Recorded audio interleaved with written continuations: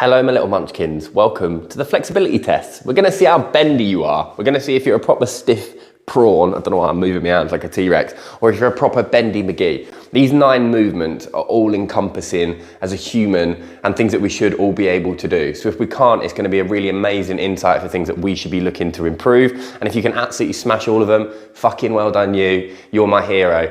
One thing you are gonna need to do this, you're gonna need to use your camera to record yourself. It may feel uncomfortable, but we're adults, we can get over this together. You might not have a tripod, but we can get creative. You can set it up on your sofa, on the table with a bottle behind it, on the floor, you can do it on a windowsill, but find a place you can set up a camera so you can record yourself doing these 9 movements, and then we can look over it together. Anyway, that's enough waffle, let's get on with the flexibility test. Number 1, we're just gonna look at your posture. So get the camera set up in front of you, jump up and down a little bit, shake it off, big breath, sigh it out, and relax. You're just gonna see what your posture looks like. Hold that for 5 seconds. We can pause the video and look at it. Don't need to do it for longer. And then we're gonna do the same thing on the side. Big breath, relax, hold for 5 seconds, and then we're gonna go again. Don't look at the camera here. I'm doing it, but I'm talking to you. Look forward. Once we're on the side, we're gonna do the exact same thing with the back. Amazing. The main things we're going to be looking for in this posture test is just what's your head doing? Is it tilting forward? Is it tilting to one side? Do your shoulders sit higher on one side or the other? Are your shoulders rounded? Do your hips sit higher on one side? Does your pelvis tilt forward or backwards? Or are your knees or are your feet caving in? So pay attention to any of those things and note down any discrepancies. Test number 2, we're looking at your balance. So you've got to make sure you get your feet in this video. You're going to start off on 2 feet and you're going to close your eyes. And you can see, can you hold that position for 30 seconds? Chances are if you get like 15 seconds in and you can absolutely nail this one, there's no real need to go all the way to 30. But if you do find this a little bit difficult, that's going to be a really good insight that we're going to need to improve your balance. Part B of the same test is doing the balance test but on 1 foot. So you're going to lift one leg up, you're going to close your eyes, and we're going to see, can you make it to 30 seconds? Same with the right foot. Close your eyes and go, can we hold this for 30 seconds. In the balance test, we're not only looking at how good is your balance full stop, but is one side a lot better than the other? It's natural for us to have one side that is better than the other, but it may be a sign for us to work on something. So have a little look how you performed on both sides. Test number 3 is looking at your overhead mobility. So how easily can you get your hands above your head? It's a bit of a weird thing, isn't it? Like, how often do we actually put our hands above our head during the day? So you're gonna stand side onto the camera and we're just gonna look. When you lift your arms above your head, can you get them, how high, without overcompensating on your lower back? What we really want to see is you just moving from your shoulder and not moving your back. So hopefully keep your back nice and straight, lift your arms up and see how far can you go. If you can't go this far, it's fine. You might be able to go here. You might even only be able to go here, but it's going to show us a huge amount about your shoulder flexibility. And also the flexibility you've got in like the middle part of your spine. So do that side on. Once you've done it on one side, you can do it on the other side as well. Again, try not to overcompensate with your span. When we're doing the overhead mobility test, we're not only looking at how good your overhead shoulder mobility is, we're looking at, are there differences from left to right? Do you have any excessive rounding in your upper back or any excessive arching in your lower back?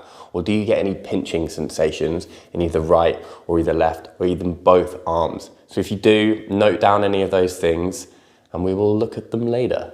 The next one, we've got the classic. Can you touch your toes? Keep your legs straight, go down nice and slow. Just make sure if you get any pain with this or with any of the next mobility tests, you stop straight away. This is not about forcing it as hard as you can. It's about seeing how far you can go in your natural rested state. So don't force your nuts off. We don't want injuries. We just want to test where you are now. So get your legs straight, fold down and see how far can you go. Right. When you're trying to touch your toes, we're looking at how much range of motion do you have? Do you also have one side that goes down a little bit easier than the other? Do you have any excessive rounding of your upper back rather than moving more at your hips? And finally, how bloody easy is it? The next one, and this is a toughie, all right? So we're gonna do it in 2 stages. 2 stages. First stage, we're just gonna look at your deep squat. So set up in what you would find a natural squat position. It's different for everybody.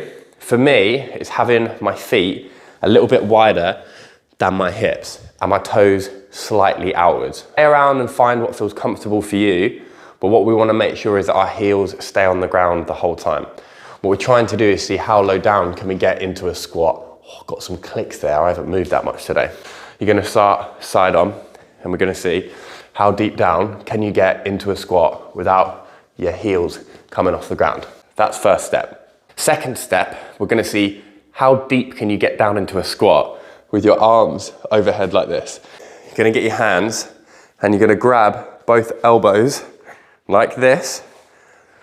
You're gonna set up into your squat and you're gonna see how low down can you get without your heels coming off the ground. The real question we're looking for is, can we keep our chest nice and upright into this movement without falling forwards? And how deep down can we go? With the old overhead crossed arm deep squat, which is bloody horrible by the way, I'm sorry I made you do that. We're looking at how deep you can get into a squat, which is just a really good indicator of your overall hip health to begin with.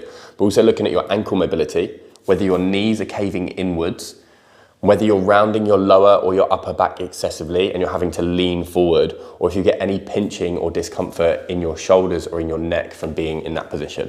This is an amazing movement for just being able to see your overall body's mobility and ability. You're gonna get into a push-up position. Easiest way to do this is to start on all fours. Oi, oi. I'm not even sorry. Start on all fours, lift your knees off as if you're doing a push-up. Bring one foot up by your hand. From this position, I want to see, can you get the elbow closest to your foot down to the ground while keeping your shin vertical? If it rocks forward a little bit, that's fine. That'll just tell us we do have a bit of a restriction in our hip flexion. So ideally, we want to keep our shin vertical, but can you get your elbow to the ground? Can you keep your shin vertical? Once you've done it on that side, we're going to swap, and you're going to see, can you do it on the other side? Whole time making sure this back leg stays up, okay? Super important with this, like all of these tests, don't force your nuts off. We ain't trying to break you in half. So if you're in here and you're like, chill out. Just accept that that's as far as you can go and don't go any further. You might find getting into that position in itself is really tough. And if it is, we're just gonna stop and don't do it. It's a big indication we've got some work to do, but that is the deep lunge test. With the deep lunge test, we're looking at major discrepancies from side to side. You'll probably find if you spend a lot of time sat down at a desk that you generally shift towards one side. It's a really natural thing. Most of us as humans have a slight curvature to one way, mostly to the right-hand side. But again, everybody is different. So we're looking, do we have any differences in tightness generally around our groin, in our hip flexion, which will definitely be indicated by trying to get your elbow down to the ground. So look for differences side to side. Really make sure you don't force this and see, can you get your elbow down to the ground? We're getting into the tough territory now. You're gonna need your sofa for this one. So get on your couch, it's called the couch stretch test. What you're gonna do for me, you're gonna start with one foot on the couch and you're gonna lower down. You might need to have something soft under your knee, so get a cushion, anything that's just gonna make this a little bit more comfortable for you. This leg is just here to stabilize you. What we're looking at is, can we get our foot all the way to our bum whilst keeping a nice straight thigh. We might find it's really hard to get back to this position and get our bum anywhere near, and it might be a little bit too tough, okay? So it's a really good test to see if we've got any stiffness in the front of our hip around here, okay? With this couch stretch test, what we're looking for is, do you get extreme discomfort? If you do, chances are you've got a huge amount of tightness in your hip flexor or your quad.